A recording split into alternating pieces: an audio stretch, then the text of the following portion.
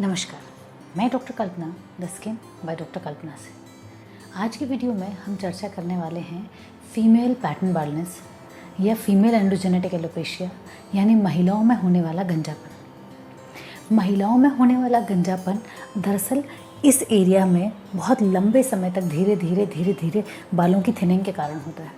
धीरे धीरे साल दर साल बाल पतले होते जाते हैं और पतले हो के इस एरिया की जो स्किन है, जो स्कैल्प है आपकी, वो दिखाई देनी शुरू हो जाती है। इसी कारण हम इसे फीमेल पैटर्न बाल्डनेस कहते हैं। मतलब ये एक पर्टिकुलर पैटर्न में आता है।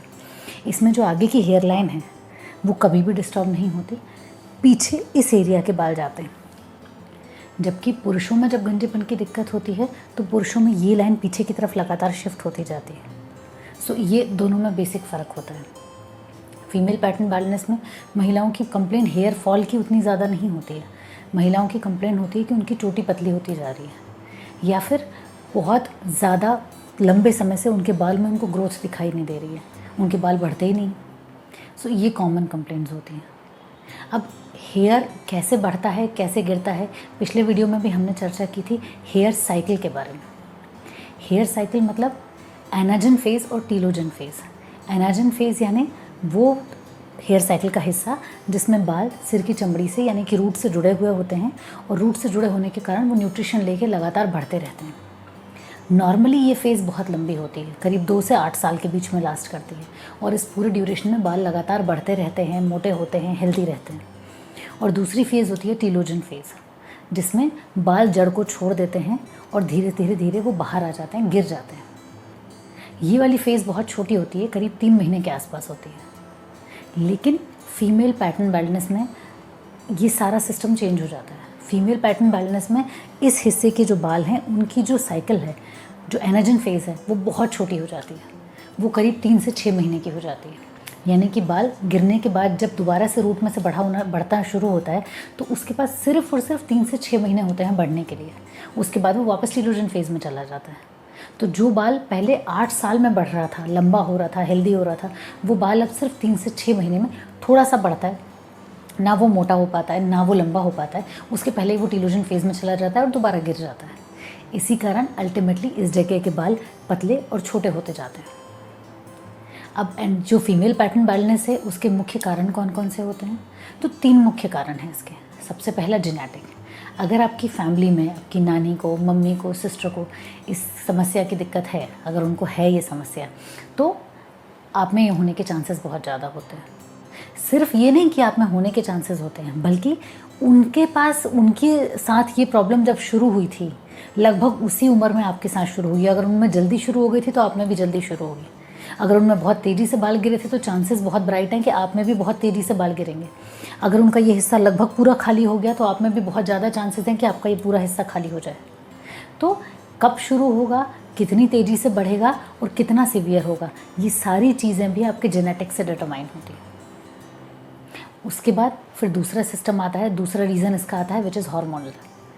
हार्मोनल यानी देखिए एक चीज़ समझने वाली है कि there are 2 kind of hormones.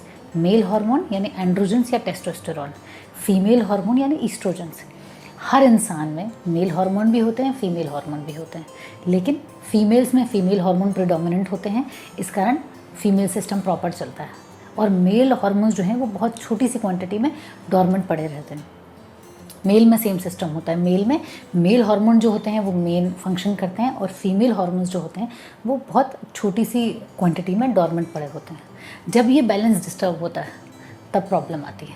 Testosterone यानी एंड्रोजन यानी कि मेल हार्मोन जब एक फीमेल की बॉडी में बढ़ता है और ये बढ़ने के साथ साथ डायहाइड्रो टेस्टोस्टेरोन में कन्वर्ट हो जाता है, तब ये प्रॉब्लम ट्रिगर होती है।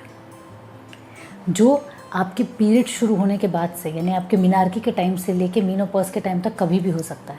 इसलिए 2 तरह के पीक आते हैं। या तो करीब 20 से 30 साल के एज में लोगों में ये वाली प्रॉब्लम दिखाई देनी शुरू हो जाती है। करीब 7 से 8% महिलाओं में ये 20 से 30 साल की उम्र में ही दिखाई देनी शुरू हो जाती है। जबकि मीनोपॉज की एज तक आते आते करीब 55% महिलाओं में, 60-70 साल की एज में करीब 55% महिलाओं में ये प्रॉब्लम देखी जाती है। सो हार्मोन का एक बहुत मेजर रोल है इसके अंदर कि अगर फीमेल और मेल हार्मोन का बैलेंस डिस्टर्ब होगा तो ये प्रॉब्लम आएगी। ये दो तरीके से होता है, या तो आपका टेस्टोस्टेरोन बढ़ जाए या फिर आपका ईस्ट्रोजन कम हो जाए। मीनोपॉज में क्या होता है, मीनोपॉज में फीमेल हार्मोन कम होने शुरू हो जाते हैं, तब भी दोबारा सेम यही सिचुएशन बनती है। इसलिए मीनोपॉज में आपका सेकंड पीक आता है, जब दोबारा चांसेस बहुत ज़्यादा होते हैं कि आपको फीमेल पैटर्न बैलेंस होती है। इसके अलावा जो तीसरा कारण होता है वो है एनवायरमेंटल फैक्टर्स। एनवायरमेंटल फैक्टर्स हमने पहले भी टीलोजन एफ्लूवियम में डिस्कस किए हैं। अगर आपका लाइफस्टाइल बहुत स्ट्रेसफुल है, टाइप ए लाइफस्टाइल है, या इसके अलावा आप एक्सरसाइज नहीं करते हैं, आपकी डाइट हेल्दी नहीं है, या फिर आपके साथ थायराइड की प्रॉब्लम है, या आपके साथ आयरन डिफिशिएंसी है, या आपको डायबिटीज़ है, या आपको हाइपरटेंशन है, इन सब चीज़ों में भी आपका फीमेल पैटर्न जो बैलेंस है वो प्रॉब्लम करता है। उसकी स्पीड, उसका प्रोग्रेशन, वो सब चीज़ें उससे अफेक्ट होती हैं। अब सबसे पहले तो सबसे इम्पॉर्टेंट चीज़ ये होती है कि हम इस बात को कंफर्म करें कि ये फीमेल पैटर्न बैलेंस ही है, क्योंकि बहुत सारी ऐसी बीमारियां होती हैं जिनमें बाल गिरते हैं और इस पैटर्न में भी गिरते हुए दिखाई दे सकते हैं। हमारे यहाँ महिलाएं बहुत ज़्यादा लंबा यहाँ से यहाँ तक पूरा सिंदूर लगाती हैं। कई बार बहुत महिलाओं में उस सिंदूर में होने वाले केमिकल से एलर्जी हो जाती है जो सालों साल बनती रहती है, उसके कारण भी ये हिस्सा खाली हो जाता है। कॉन्टैक्ट डर्मेटाइटिस जो आपके सिंदूर में होने वाले केमिकल्स के कारण होती है, उसमें भी इसी तरह की पिक्चर दिखाई देती है। फिर उसके बाद अगर बहुत लंबे टाइम तक आप में थायराइड और आयरन कम पड़ा हुआ है तो लंबे टाइम तक टीलोजन एफ्लूवियम बना हुआ है, क्रॉनिक टीलोजन एफ्लूवियम। इसके अलावा अगर आपको डिफ्यूज़ एलोपेशिया एरेटा है, अगर इसके अलावा और भी बहुत सारी ऐसी मेडिकल प्रॉब्लम्स हैं जिनमें बाल झड़ते हैं बहुत लंबे टाइम तक और जिनमें सिर में बाल कम हो जाते हैं, तो एक डॉक्टर के पास जब आप जाएंगे वो आपको एग्जामिन करेंगे कि आपकी जो प्रॉब्लम है वो actually androgenic alopecia, androgenetic alopecia या कोई दूसरी समस्या है।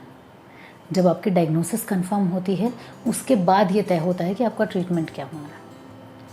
अब जब आप डॉक्टर के पास जाते हैं तो हम पेशेंट्स के कुछ टेस्ट कराते हैं। सबसे पहले होता है ट्राइकोस्कोपी। ट्राइकोस्कोपी में हम एक छोटा सा माइक्रोस्कोपिक इंस्ट्रूमेंट आपके सिर में लगा के एग्जामिन करते हैं कि आपके कौन कौन से बाल और कितने बाल किस साइकिल में। इससे बहुत आसानी से डिटरमाइन किया जा सकता है कि आपके बाल फीमेल पैटर्न बैलेंस में जा रहे हैं या नहीं। अगर आपके पास ये सुविधा उपलब्ध नहीं है तो फिर जो डॉक्टर्स हैं वो आपके सिर का एक छोटा सा टुकड़ा लेके उसको बायोप्सी के लिए भेजते हैं। उससे भी ये डिटरमाइन किया जा सकता है कि आपके बालों में ये समस्या बन रही है कि नहीं। फिर कुछ ब्लड टेस्ट होते हैं, जैसे मैंने आपको बताया टेस्टोस्टेरोन, तो हम पेशेंट्स के अंदर हार्मोन प्रोफाइल कराते हैं, फ्री टेस्टोस्टेरोन चेक कराते हैं कि वो बढ़ तो नहीं रहा है पेशेंट्स के अंदर। फिर उसके बाद जो चीज़ें ऐड करती हैं, थायराइड, फेरेटिन लेवल्स, इन सब चीज़ों की जांच कराते हैं। और पेशेंट्स में बहुत कॉमनली ये पाया जाता है कि पीसीओडी यानी पॉलीसिस्टिक ओवेरियन डिजीज़ जो समस्या है वो भी आपके टेस्टोस्टेरोन से रिलेटेड होती है। वो बहुत सारे पेशेंट में साथ में पाई जाती है, जिसमें आपके बालों के झड़ने के साथ साथ आपके चेहरे पे पिंपल्स आते हैं, आपके चेहरे पे और शरीर के दूसरे हिस्सों पे अनचाहे बाल आने शुरू हो जाते हैं, और इसके अलावा आपको पीरियड्स में डिस्टर्बेंस होने शुरू हो जाते हैं। तो हम पेशेंट्स के अल्ट्रासाउंड कराते हैं, जिसमें हमें कई बार आप उनके ओवरीज में सिस्ट दिखाई देने शुरू हो जाते हैं। तो उससे हमें समझ में आता है कि हार्मोनल डिस्टर्बेंस की समस्या है मरीज़ में। तो ये एक पूरा स्पेक्ट्रम है। हर पेशेंट, उसकी सिवियरिटी कितनी है, उसमें कितनी समस्या है, उसकी फैमिली हिस्ट्री कितनी है, साथ साथ और कौन कौन सी समस्याएं पाई जा रही हैं उसमें, हम ये सारी चीज़ें जब असेस करते हैं तो फिर हर एक पेशेंट के लिए एक टेलर मेड प्रोग्राम बनाया जाता है ट्रीटमेंट का। अब ट्रीटमेंट कौन कौन से हैं जो FDA अप्रूव्ड हैं? सबसे पहला है मिनॉक्सिडिल। मिनॉक्सिडिल लोशन 2% और 5%, 2% दिन में 2 बार या 5% फोम फॉर्मुलेशन में जो आता है वो दिन में 1 बार। ये लोशन आपके सिर के बालों को एनाजिन फेज़ में रुकने के लिए प्रेशराइज करता है, आपके बालों को शिफ्ट करता है और वो आपके बालों को एनाजिन फेज़ में ज़्यादा देर रुकने देता है, तो आपके बाल वापस से बढ़ने शुरू हो जाते हैं। फिर वो आपकी रूट की तरफ ब्लड की सप्लाई को बढ़ाता है। जब आपकी रूट की तरफ ब्लड की सप्लाई बढ़ेगी तो जो बाल हैं वो हेल्दी होंगे। तो लेकिन मिनॉक्सिडिल के साथ चीज़ ये है कि मिनॉक्सिडिल लंबे समय तक यूज़ करना होता है, 1 साल या उससे ज़्यादा। रेगुलर जब आप यूज़ करेंगे तो मिनॉक्सिडिल का इफ़ेक्ट आपको आपके बालों में दिखाई देगा। फिर उसके बाद जो दूसरा ट्रीटमेंट है जो आपके हार्मोन्स से रिलेटेड है, जो आपके हार्मोनल डिस्टर्बेंस, जो आपका मेन रीज़न है, उसके ऊपर जाके काम करता है, एंड दैट इज़ फिनिस्ट्राइड टैबलेट्स। लेकिन फिनिस्ट्राइड टैबलेट्स के लिमिटेशंस ये हैं कि हम उन्हें चाइल्ड बियरिंग एज वाली फीमेल्स में नहीं दे सकते, क्योंकि प्रेगनेंसी में ये स्ट्रिक्टली कंट्राइंडिकेटेड है। तो ये हम उन्हीं फीमेल्स में प्रिस्क्राइब कर सकते हैं जो मीनोपॉज एज में हैं या जो मीनोपॉज ऑलरेडी क्रॉस कर चुके हैं। उन महिलाओं में हम फिनिस्ट्राइड की टैबलेट देते हैं। उसके अलावा न्यूट्रिशनल सप्लीमेंट जिसमें बायोटिन, जिंक और माइक्रोन्यूट्रिएंट्स की जो टैबलेट्स हैं वो हम पेशेंट्स को देते हैं। और इसके बाद भी अगर हमें लगता है कि सीवियरिटी थोड़ी ज़्यादा है तो फिर कुछ ट्रीटमेंट्स होते हैं जो हम प्रोसीजर्स होते हैं जो हम पेशेंट्स को एडवाइस करते हैं, जिसमें पहला होता है मीज़ोथेरेपी। मीज़ोथेरेपी में सीरम होते हैं जिसमें बायोमिमिकिंग पेप्टाइड्स होते हैं, जिसके अंदर बोटानिकल स्टेम सेल्स होते हैं, जिसके अंदर डिफरेंट वाइटामिन्स होते हैं। और ये इनको जब हम आपके सिर में डर्मा रोलर से या फिर इंजेक्शन से इंजेक्ट करते हैं तो ये सॉल्यूशंस जाके आपकी रूट के ऊपर काम करते हैं, आपकी रूट की तरफ ब्लड की सप्लाई को बढ़ाते हैं और आपके रूट्स को नरिश करते हैं। मल्टीपल सिटिंग्स ऑफ मीज़ोथेरेपी के बाद आपको विजिबल रिजल्ट्स दिखाई देते हैं। फिर इसके अलावा पीआरपी का ट्रीटमेंट होता है जिसमें हम पेशेंट का ब्लड निकालते हैं और उसमें से हम प्लेटलेट्स को सेपरेट करते हैं और एक्टिवेटेड प्लेटलेट्स और ग्रोथ फैक्टर्स जो हमारे पास आते हैं उसे हम आपके सिर में इंजेक्ट करते हैं। वो फिर वही काम करता है, वो आपके हेयर के जो रूट है उसकी तरफ ब्लड की सप्लाई को भी बढ़ाता है और आपके रूट्स को नरिश करता है। फिर इसके अलावा तीसरा ट्रीटमेंट जो आता है that is low level light therapy, जिसमें हम 330 से 370 नैनोमीटर वाली डायोड लेज़र जो है उनको लेते हैं और उसको आपके सिर पे रेगुलर सेटिंग्स में सिकाई करते हैं हेलमेट की फॉर्म में, या कोम्स, लेज़र कोम्स जो आते हैं उनकी फॉर्म में। इन्हें हम कोल्ड लेज़र कहते हैं। इसका भी लंबा ट्रीटमेंट होता है, हर रोज़ 20 मिनट और ऐसा हफ्ते में कम से कम 3 बार, और ये भी कम से कम 6 महीने से 1 साल तक आपको लेना होता है। ये भी धीरे धीरे आपकी रूट्स की तरफ ब्लड की सप्लाई को बढ़ाता है और आपके बालों को एनर्जेन फेज़ में रुकने के लिए हेल्प करता है। और इसके बाद जो अल्टीमेट ट्रीटमेंट होता है दैट इज़ हेयर ट्रांसप्लांट। अगर सीवियरिटी बहुत ज़्यादा है, कोई ट्रीटमेंट नहीं काम कर रहा है, तो फिर पेशेंट्स में हम हेयर ट्रांसप्लांट करते हैं। जो हेल्दी डोनर एरिया है यानी पीछे का एरिया है जहाँ पे बाल अच्छे हैं, वहाँ से बाल लेके हम इस जगह पे ट्रांसफ़र करते हैं surgically. So that is here transplant. और उसके अलावा जो लोग इन सब ट्रीटमेंट्स को नहीं कराना चाहते हैं, जो लोग सर्जरी नहीं कराना चाहते हैं, इंजेक्शन्स नहीं लगवाना चाहते हैं, तो फिर कुछ कैमोफ्लेज मेथड्स होती हैं, यानी कि अपनी समस्या को छुपाने के तरीके। उसके अंदर हेयर फाइबर्स आते हैं आजकल, हेयर लोशंस आते हैं, मास्किंग लोशंस। उसके अलावा आजकल माइक्रो पिगमेंटेशन होता है, बारीक बारीक डॉट डॉट डॉट में टैटूइंग कर देते हैं सिर पे, तो सिर की चमड़ी भरी हुई दिखाई देनी शुरू हो जाती है। या फिर विग्स आते हैं। इन सब चीज़ों को यूज़ करके भी आप अपने सिर की स्किन को हाइड कर सकते हैं आपकी प्रॉब्लम को। सो ये है detail discussion female pattern baldness के ऊपर।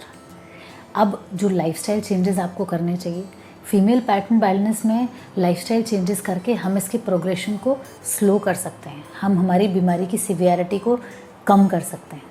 उसके लिए जो प्रॉब्लम्स हैं जिनके कारण ये होते हैं, जैसे अल्कोहल है, स्मोकिंग है, ये चीज़ें इसको बढ़ाते हैं। जैसे स्ट्रेस है वो इसको बढ़ाता है।